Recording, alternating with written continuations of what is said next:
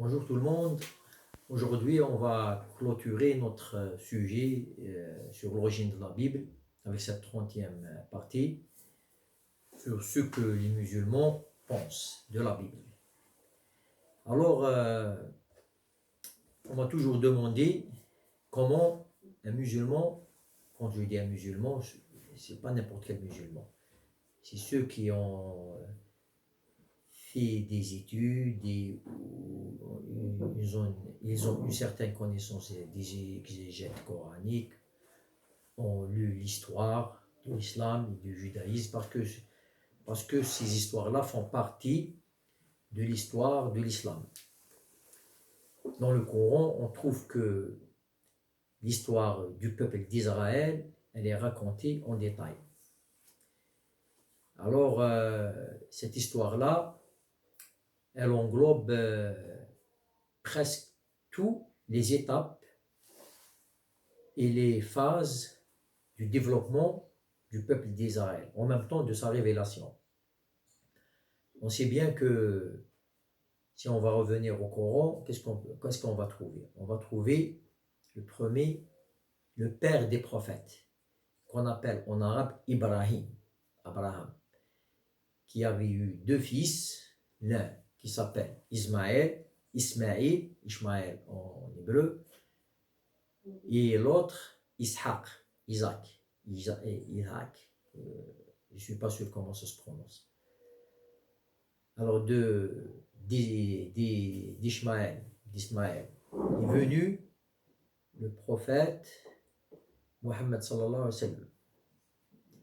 Il est venu au l'an 610. Il a commencé à propager son message au l'an 610. Et Abraham est venu, selon les historiens, 1800 ans avant Jésus-Christ. Ça veut dire entre Abraham alayhi salam et Mohammed sallallahu alayhi wa sallam, il y a exactement, on peut dire, entre 2400 jusqu'à 2500 ans en moyenne. C'est une très très très longue période. Mais entre ces 2500 ans, qu'est-ce qu'il y avait? Il y avait les fils d'Isaac et Jacob, qu'on appelle en arabe Jacob, qui s'appelle Israël. Puis il y avait Youssef, qu'on appelle, et qui avait des enfants. C'est au temps de Joseph que les Israéliens ont émigré à cause de la sécheresse, ont émigré en Égypte. Alors on peut comprendre que cette histoire est très très très longue. Elle ne s'est pas faite en une journée ou en une année ou dans un siècle. Elle a pris une très très longue période. Déjà le séjour de l'Égypte, si on va voir la Bible, entre 250 ans et 450 ans. Déjà, on est dans une moyenne de 3 à 4 siècles.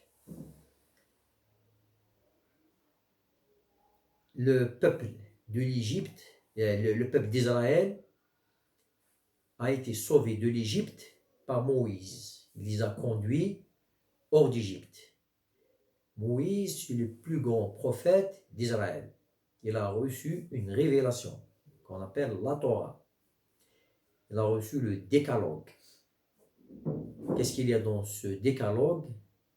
Il y a le premier principe. Écoute, Israël, notre Dieu est un seul Dieu. L'unicité de Dieu fait partie intégrante de la foi et de la croyance qu'on peut trouver dans la Torah.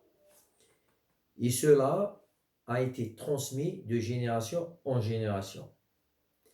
Le problème maintenant, si on va glisser maintenant vers le 1er siècle, le 2e siècle, avec l'apparition du christianisme et la venue du prophète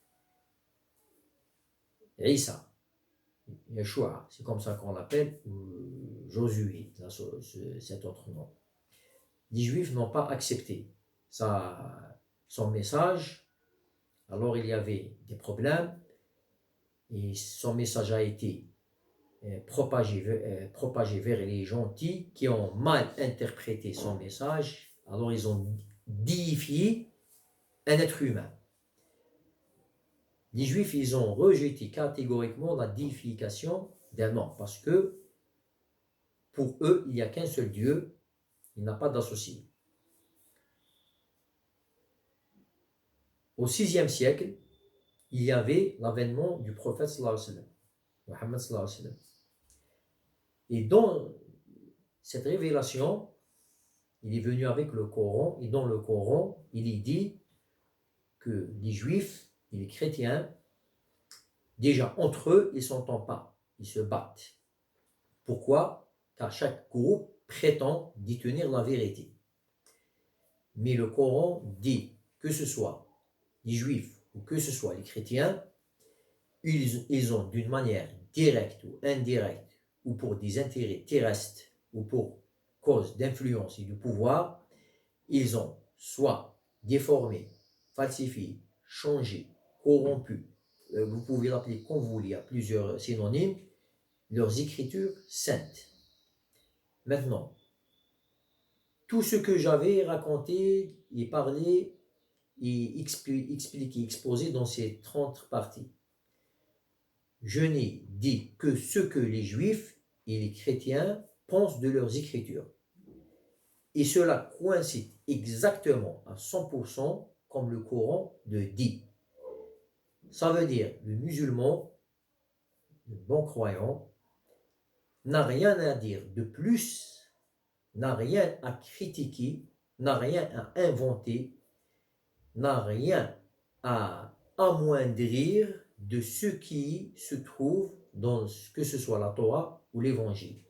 C'est les chrétiens et les juifs eux-mêmes qui parlent de leurs livres et qui disent que nous ne possédons pas de texte original, que nous n'avons pas de texte d'autographe, que ce qu'on a, on a seulement de copies, de copies, de copies. Et si on compare ces copies, il y a entre eux plusieurs différences, plusieurs divergences. Et si on va comparer des groupes, comme j'avais parlé sur les Samaritains et sur les Juifs, entre les Samaritains, le texte samaritain et le texte hébraïque, il y a des différences que les spécialistes juifs, et les biblicistes, et les spécialistes de la Bible disent que ces différences sont soit des différences qui sont dues à l'erreur humaine ou des corrections intentionnelles. Ça veut dire c'est une falsification pour des buts théologiques, idéologiques. La même chose pour les chrétiens, les juifs accusent les chrétiens ouvertement qu'ils adoptent un texte corrompu de la Bible hébraïque. Mais les chrétiens leur répondent que notre texte, on l'a reçu des juifs et on n'a rien corrompu. Alors le texte s'est corrompu au long de la transmission et que les êtres humains étaient incapables, je dis bien incapables, de préserver un texte révélé. Pourquoi ils étaient incapables de le préserver? À cause de leur corruption, à cause de leur, je peux utiliser un mot, de leur convoitise. Ils convoitisent les biens terrestres plus que le paradis. Leur intention est orientée vers le bas et non pas vers le haut. C'est pour cela ils n'ont pas fait leur travail. D'ailleurs, les Juifs eux-mêmes, ils le disent. Dieu nous a châtiés parce que on n'a pas été à la hauteur du message qu'il nous a donné. Dieu a détruit le temple de Jérusalem parce qu'on l'a désobéi. Et la destruction ne s'est pas faite une fois, mais plusieurs fois.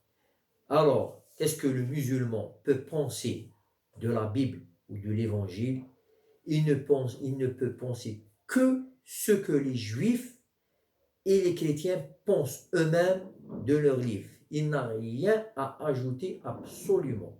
Si vous allez prendre un livre, par exemple la Bible de Jérusalem, par exemple, une Bible, on peut dire c'est une Bible catholique, et vous allez lire en bas les commentaires. Ce verset ne se trouve pas dans les meilleurs manuscrits. C'est comme s'il y a des meilleurs et des mauvais manuscrits. Il n'y a pas de mauvais manuscrits, ça c'est meilleur. Et ça veut dire qu'il y a des mauvais manuscrits. Or, la parole de Dieu ne peut pas être contenue dans un mauvais contenu.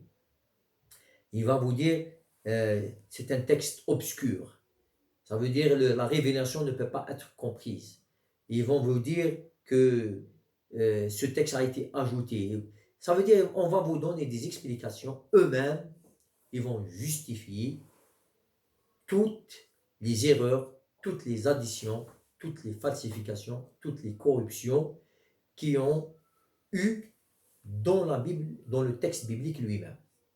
Pour cela, on ne peut pas trouver un juif ou un chrétien qui prétend que la Bible en entier, que ce soit la Bible hébraïque ou la Bible chrétienne, est un livre révélé à 100%, sauf chez les groupes qu'on appelle fondamentalistes ou extrémistes, ou c'est des groupes qui s'attachent à un imaginaire qui n'existe pas de toute façon.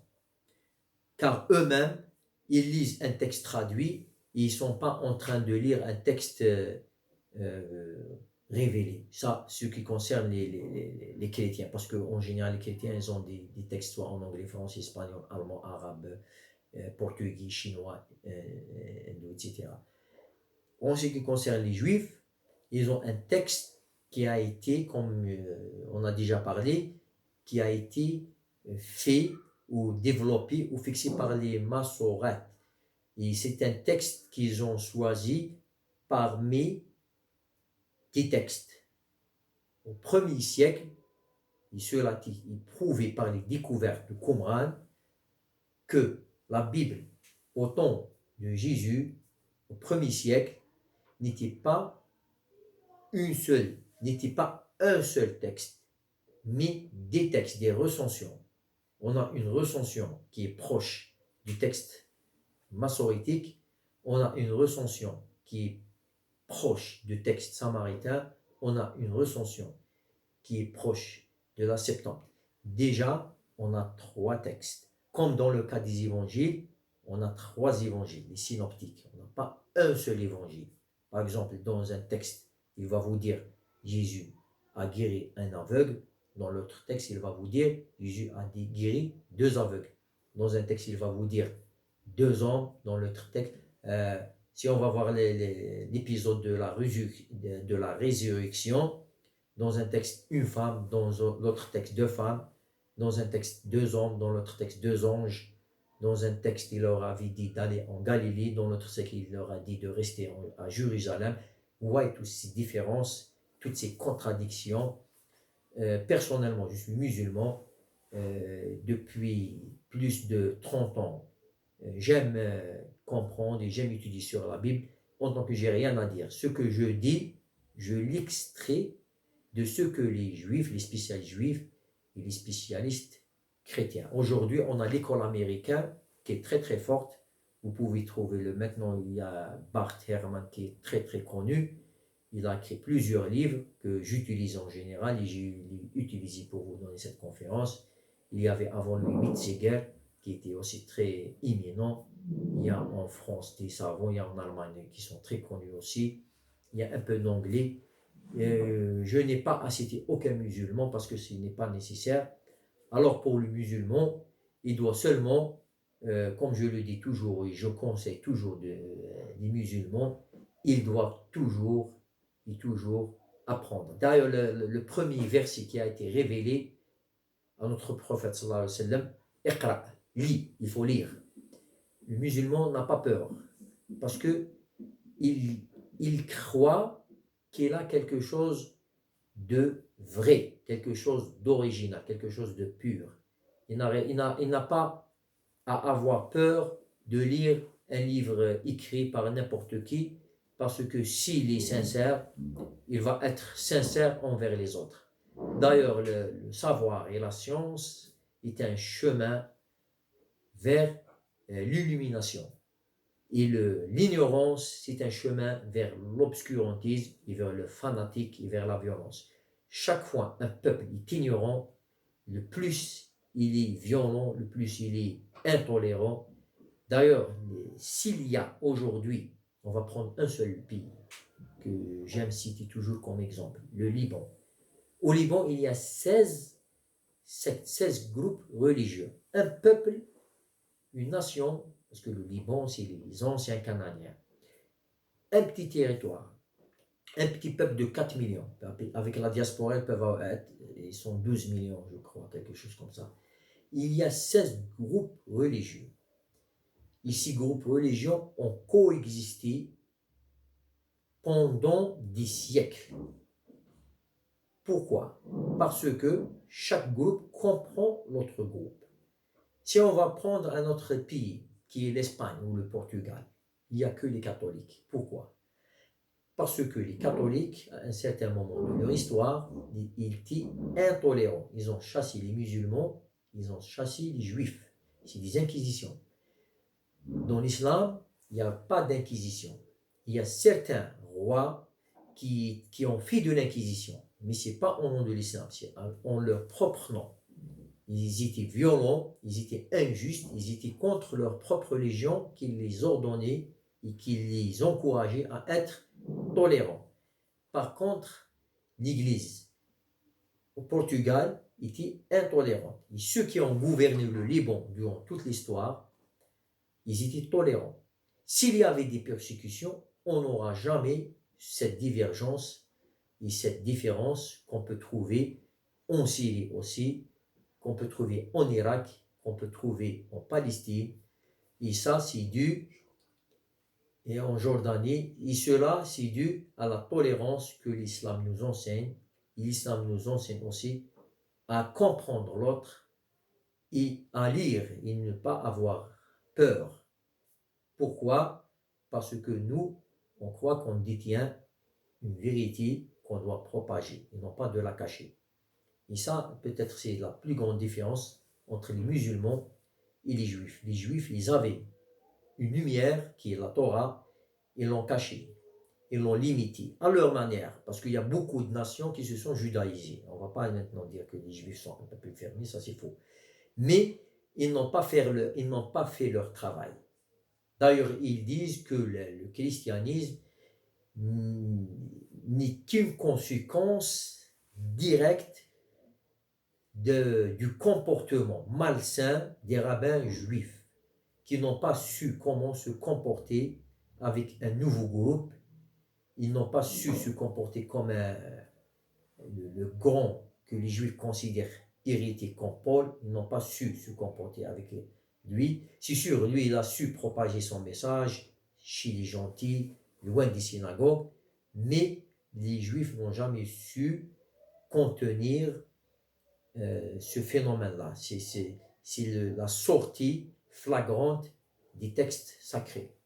Or, dans l'islam, il y a toujours cette tolérance, et dans l'islam, il y a toujours ces divers groupes, et il a toujours accepté. D'ailleurs, nous, les musulmans, on accepte les juifs en tant que les gens du livre, que ce soit juifs ou chrétiens. L'islam tolère à un musulman de se marier avec une juive, il nous tolère de manger leur nourriture, il nous permet de se marier avec une chrétienne et de manger leur nourriture. Ça veut dire qu'on ne les voit pas comme des diables ou comme des êtres impurs ou comme, je ne sais pas comment, ça veut dire des extraterrestres. Au contraire, on leur donne leur juste droit, mais eux, si on voit comment les chrétiens nous ont traités, c'est l'extermination, c'est l'inquisition, on est devant deux mondes, malgré que la chose la plus bizarre, que si vous parlez à un chrétien, il va vous dire que notre religion, c'est la religion de l'amour. Mais si on va voir l'histoire de l'Église, d'ailleurs l'Église a commencé à combattre les chrétiens qui sont comme eux-mêmes, les sectes, les groupes, les hérétiques, puis elle a commencé à combattre le judaïsme et les juifs, et ils ont commencé à forcer les gens à devenir des chrétiens, et puis ils ont commencé à combattre le paganisme, ils ont combattu la philosophie, ils ont combattu tout ce qui n'est pas comme eux, ils l'ont combattu. Ils l'ont effacé, ils ont remodelé leur propre monde, ce que l'islam n'a jamais fait. l'islam n'est pas venu pour effacer la langue d'une nation, ni sa culture, ni sa... Même la religion, l'islam n'oblige personne à devenir musulman. Ça, c'est clair. Il y a des lois, mais il y a cette tolérance envers les autres. C'est pour cela qu'on trouve aujourd'hui des chrétiens en Irak avec les plus anciennes églises. On trouve même en Palestine l'église de la Nativité que Constantin Ier a construite, puis être reconstruite.